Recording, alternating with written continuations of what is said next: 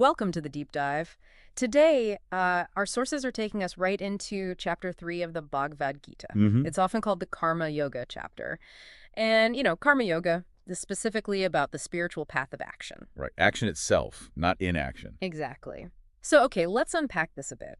Our mission here is to really explore its core idea, the importance of doing your duty, performing your actions, but without being attached to the results. Yeah, that's the heart of it. We want to see how this, ancient wisdom can actually be a shortcut for us today to live a more grounded, maybe purpose-driven life, even if you're not really familiar with Hindu philosophy. And what's really fascinating here, looking at the sources, is that this central idea, it isn't about just sitting back and doing nothing. It actually comes from this intense moment. With Arjuna, right, the warrior. Exactly. Arjuna is basically paralyzed. He's overwhelmed thinking about the outcomes of doing his duty as a warrior. Yeah, the consequences. And the wisdom Lord Krishna gives him is precisely about that. How to act decisively, ethically, but freeing yourself from that constant anxiety about how things will turn out. So that's the selfless action part, or duty without desire for the fruits, as the Gita puts it. That's it.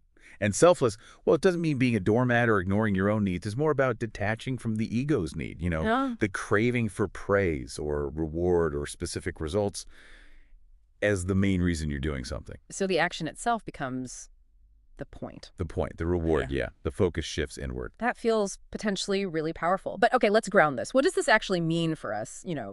today? Someone feeling stuck in their 9-to-5 job, maybe, wondering if it's just about the paycheck. How do you actually separate your effort from wanting that promotion or just some recognition? It's a subtle shift, but yeah, a powerful one. You move from always chasing that external thing, the promotion, the praise, whatever, to finding the meaning, the satisfaction in the work itself. Oh. So for that person in the 9 to 5, it means maybe focusing on the quality of what they're doing, the problems they're actually solving, the service they're providing, even the skill they're honing. Right, regardless of whether the boss notices immediately. Exactly. It cuts through all that noise of external expectations. Yeah. And it gives you this more durable sense of accomplishment. It doesn't depend on someone else patting you on the back. That does sound liberating for the daily grind. But what about, okay, what about when the stakes feel really high? Like pouring your heart and soul, maybe all your savings into a startup. Isn't the drive for results, for success, what keeps you going? Is there a risk that this detachment could make you complacent? Yeah, that's a really good question. It's definitely nuanced. This isn't about becoming indifferent, not at all. It's actually about fostering perseverance because your focus is grounded in the action, in the process. So you're less likely to be derailed by setbacks. Precisely. For the startup founder, it means focusing on, say, the integrity of the product, the value they believe they're creating, the problem they're genuinely trying to solve, even when, the funding isn't coming through yet or a competitor seems way ahead. Ah, I see. It builds resilience. It Yeah. lets you keep going through the tough patches, the plateaus, because your dedication isn't just tied to hitting that huge valuation or becoming a unicorn overnight. It comes from the work itself. Okay, that makes sense. And it's not just work, is it? I mean, how does this speak to, say, a parent juggling everything, often feeling unseen, unappreciated maybe? Or what about students under immense pressure about exams? Absolutely. It applies everywhere. For the parent who's managing work, home, kids, Yeah. maybe feeling like nobody notices the sheer effort involved. Yeah. This wisdom suggests finding, well, profound fulfillment by focusing on the act of parenting, the nurturing, the teaching, the providing, doing those duties with intention, without needing constant external applause or even gratitude, frankly. So the purpose comes from the role itself. Yes, focusing on the action with that intention leads to a deeper, more personal sense of purpose.